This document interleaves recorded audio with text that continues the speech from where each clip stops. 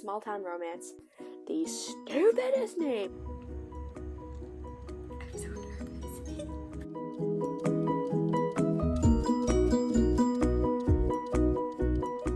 Alright, friends and haters, hello and welcome back to another video.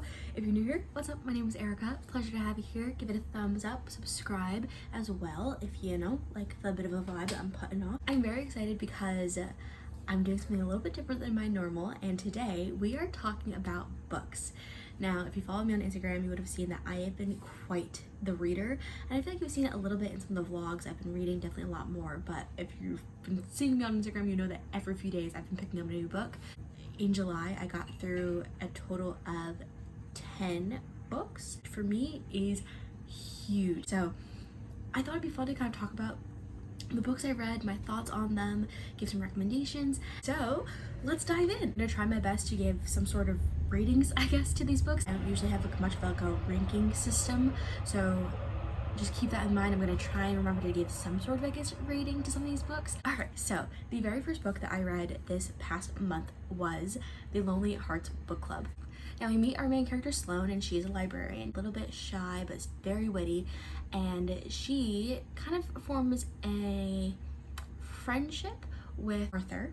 Arthur happens to be the very stereotypical, like, grumpy old man type of character. To form some funny kind of relationship where he actually starts to come in every day, kind of gives her, you know, bust her balls type of situation.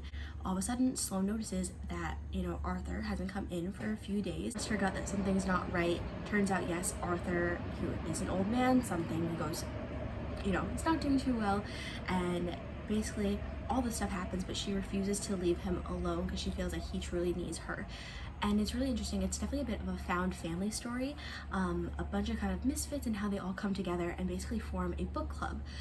What I really love, I love books that come from different points of view, where every kind of section is from a different character in the book that then become within this book club. I thought it was really interesting and very witty the way it did it, and how each character had their own voice. It completely was them taking ownership of the few chapters, and you completely got into their head. I really loved how witty the book was, especially I think some of the characters. I mean, Arthur, there was multiple times where I was genuinely like laughing out loud at some of the comments that both he would make out loud as well as internally, like in his own monologues.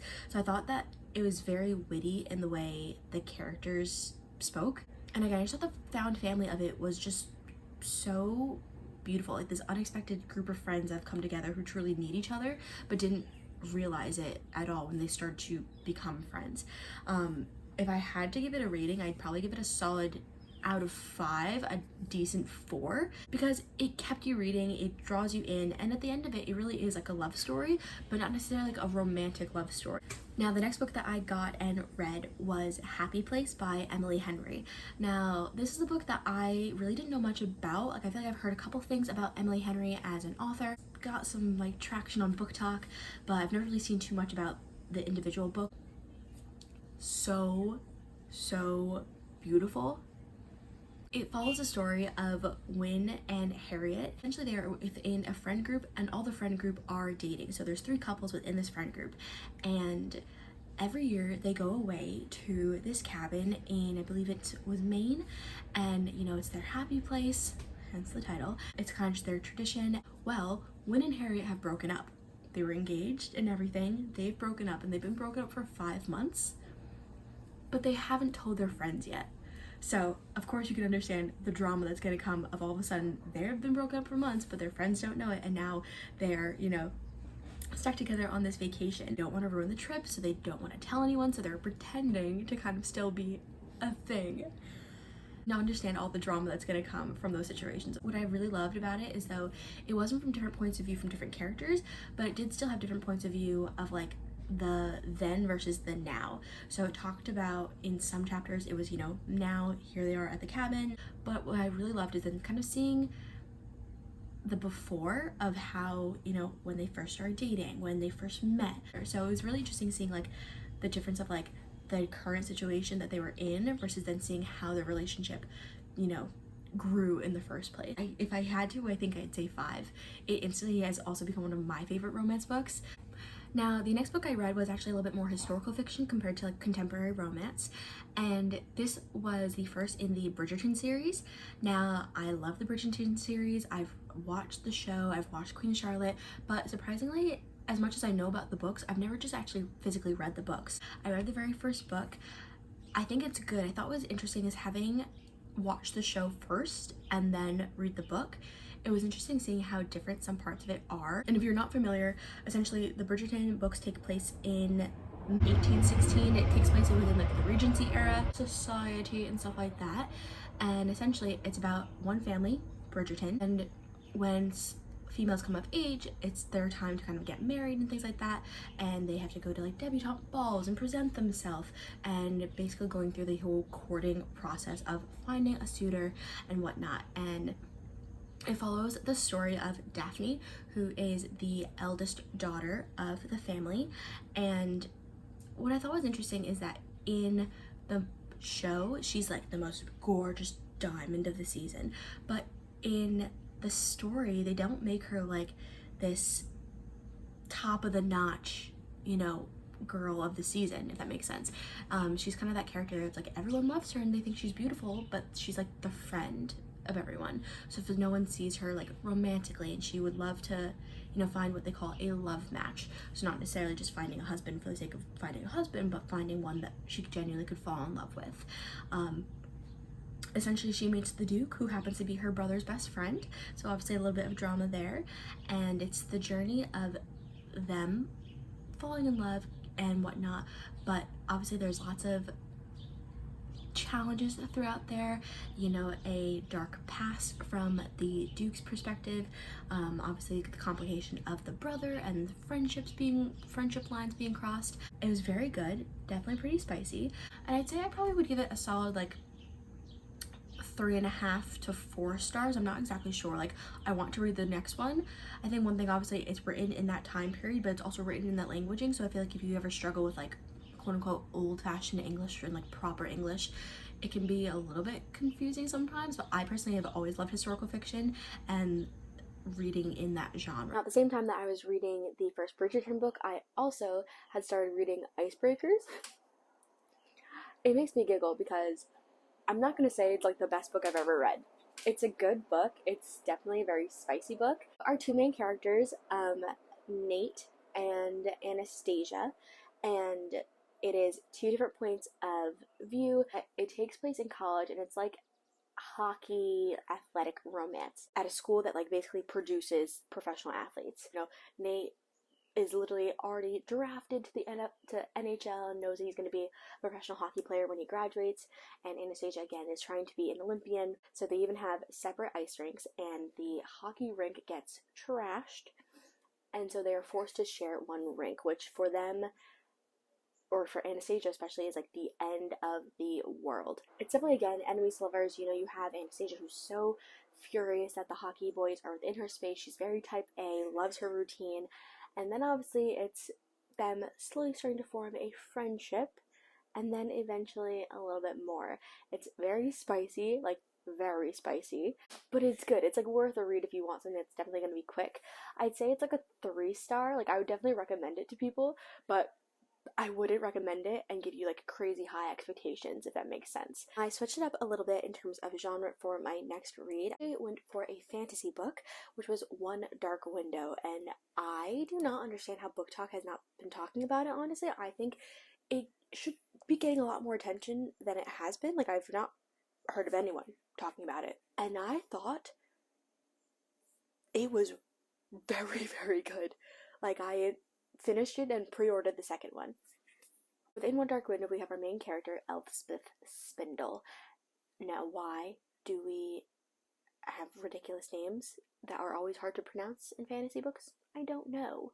But we meet our main character, Elspeth, and she lives in the kingdom of Dunder. The stupidest name for a kingdom, if you ask me, but she lives in the kingdom of Dunder. And what I really love within this book, there is magic and there's, you know, monsters and things like that, but there's not, they don't waste too much time doing world building. I love the Avatar series, but they have so much world building in those books that for the first, you know, 200 pages, you're building the world that they're in. Within this book, within the first few pages, you get into it, you understand that there's magic, but magic is not necessarily something that's a good thing. You essentially have these magical cards. Cards allow you to use a specific magic that only the card has. So one of them is like the maiden, and it's like you can be most beautiful, but all magic comes with a price, as we know from all other magical books. Say, for example, with the maiden card, it makes you beautiful, but it turns your heart basically like to stone. Like, you're basically a cold-hearted bitch, but you'll be beautiful.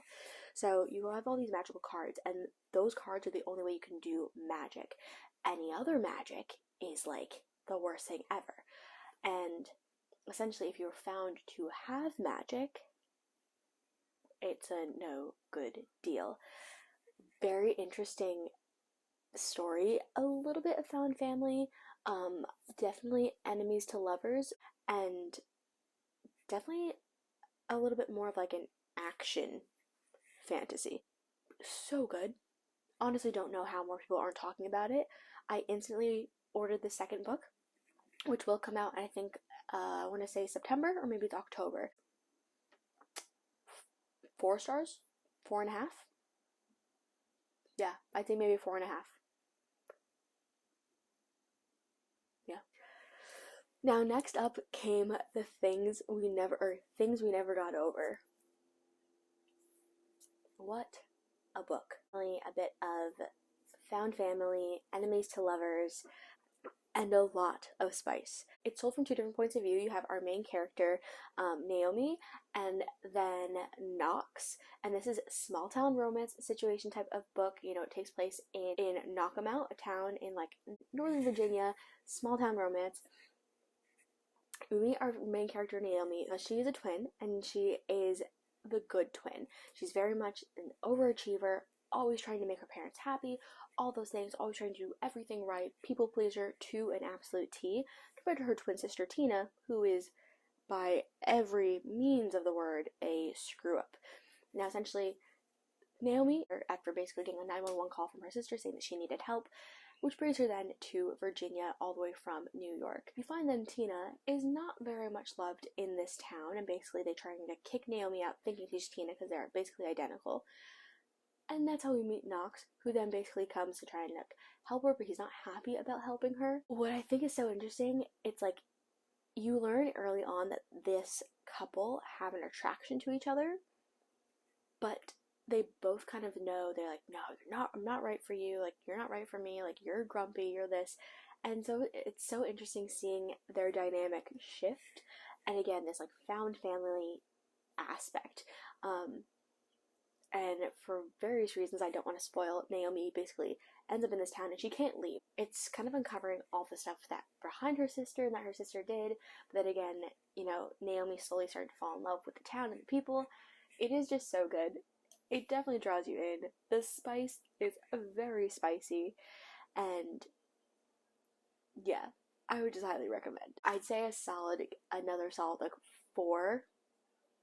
I don't want to give so many such high ratings, but like, I couldn't put it down, and I instantly went to see if there was another one, and there is, and there's a 3rd one coming out soon too.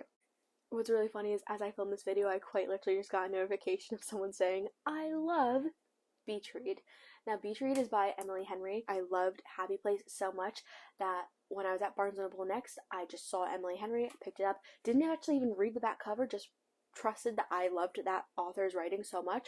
Let's try another one. And I'm not disappointed. Within Beach Read, we meet our main character, January. January is a writer, and she's definitely been struggling for a few reasons to write a new book and deliver on a deadline. Essentially, her father passed away about a year ago, year and a half before, but with her father's passing, she also learned of his infidelity, leading to a lot of trauma and struggles, especially because she had tried for so long to have the perfect family and make sure that they were always happy. Their family was always happy, and all of a sudden she finds out there's this huge secret the entire time, and basically she's obviously very much so struggling to cope with that, on top of then her father's death. You also then meet Augustus, or Gus, who is January's nemesis. They went to college together, they were in the same writing program.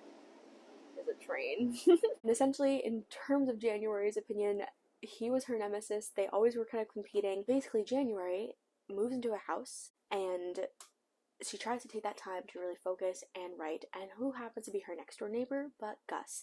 And basically they make a deal to try and get both of themselves out of a slump. Decide they're going to switch genres and help each other through that process, but also it's a bet at the same time. Definitely very interesting. Definitely really fun. I think it's interesting as well as like if you are a little bit someone who likes academia and like literary, it's cool because it's like not only a book, but it's almost like a book about a book. Multiple books technically. Now obviously, as we know with all characters, they're coming towards their coming together, but how there's different things in their own dark pasts that make it difficult for them to come together.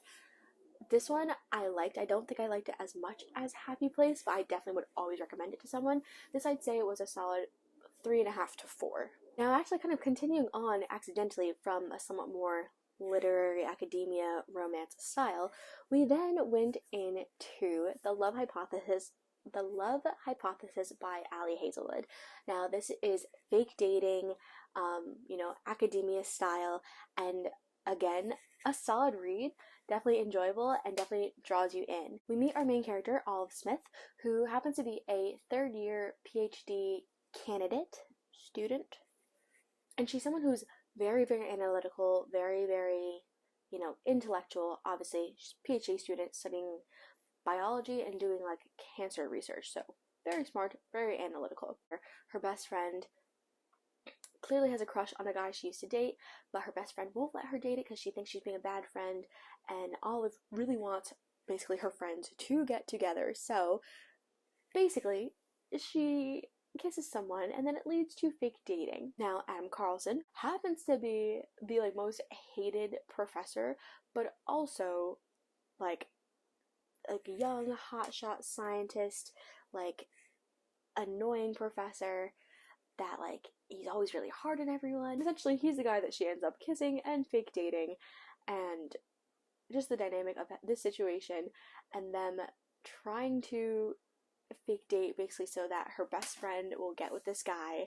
Obviously they keep getting into these situations where they have to pretend and to keep appearances, but it's just interesting how just the whole thing, especially coming from the point of Olive where it is again more of an analytical mind and her almost like having emotions but then over analyzing them, and it's just it's good, it's a fun one, and I'm definitely excited actually to read another one by Ali Hazelwood. I'd say a solid 3 to 3.5 depending on what types of books you like, but I definitely enjoyed it. I would read it again. I would recommend it to my friends. The next book I had the pleasure of reading was Archer's Voice, and I'm going to tell y'all right now, it's one of the most beautiful stories I have ever read.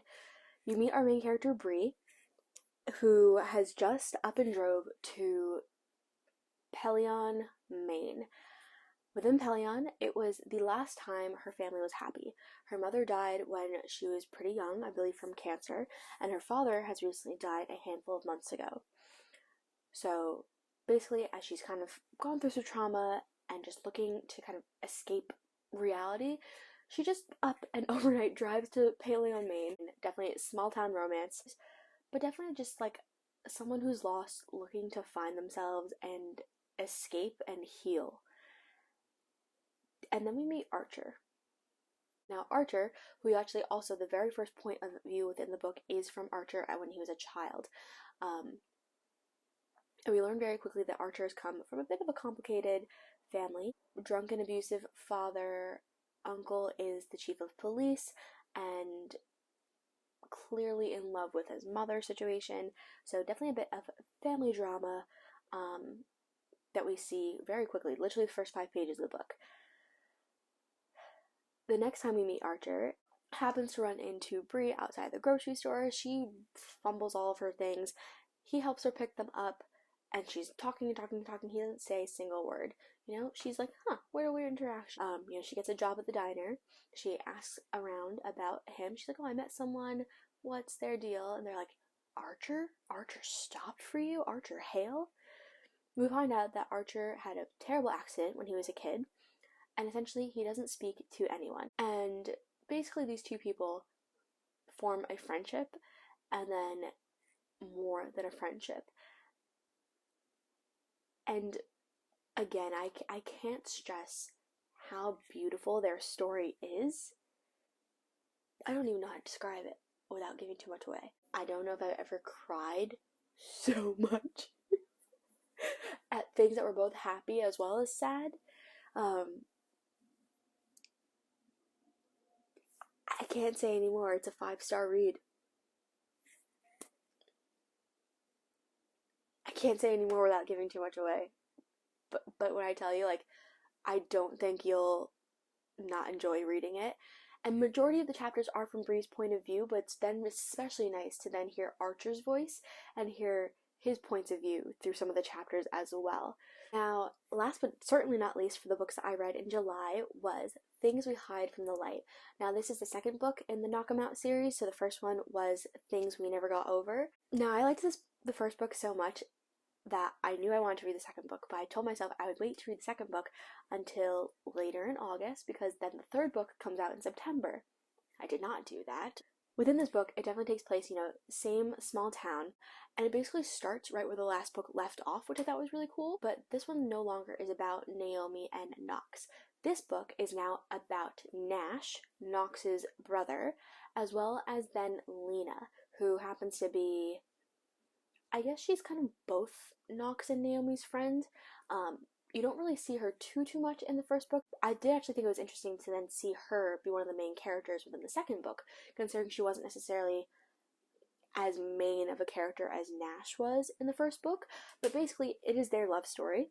I love that, again, this book does come from different points of view. So you have points of view, chapters that are from Lena's perspective, but then chapters that are from Nash's perspective. It's always so interesting, kind of like a male versus female perspective, especially within relationships. Now, Nash is, again, the brother of Knox, but he happens to be the chief of police in Knock 'em Out.